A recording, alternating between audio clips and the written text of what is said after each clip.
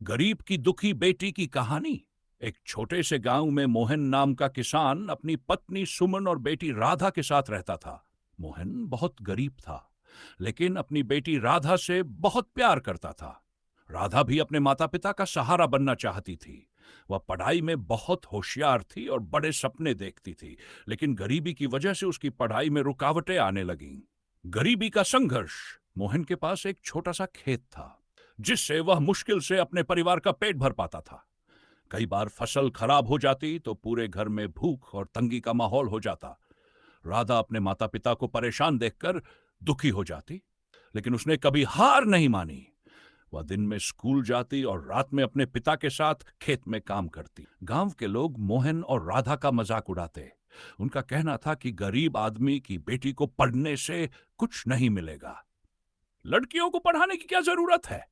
यह बात अक्सर गांव के लोग कहते थे, लेकिन राधा ने समाज की इन बातों को नजरअंदाज कर दिया और पढ़ाई जारी रखी। एक साल गांव में भयंकर सूखा पड़ा। मोहन की फसल पूरी तरह बर्बाद हो गई। घर चलाना मुश्किल हो गया। राधा ने पढ़ाई छोड़ने का फैसला किया और अपने माता पिता की मदद के लिए दूसरों के घर काम करने लगी। हालांकि वह रात को घर लौटकर पढ़ाई करती रहती थी। एक दिन गांव में एक एनजीओ के लोग आए। वे गांव के गरीब और होशियार बच्चों को पढ़ाई के लिए स्कॉलरशिप देते थे।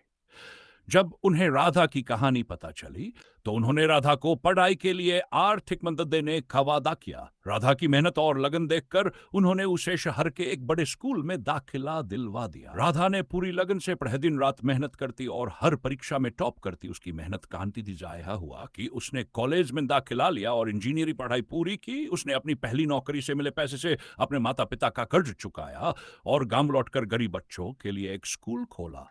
राधा ने अपने गांव के लोगों को दिखा दिया कि लड़की होना कमजोरी नहीं है। उसने साबित कर दिया कि अगर इंसान में मेहनत और लगन हो, तो गरीबी और मुश्किलें भी उसे रोक नहीं सकती।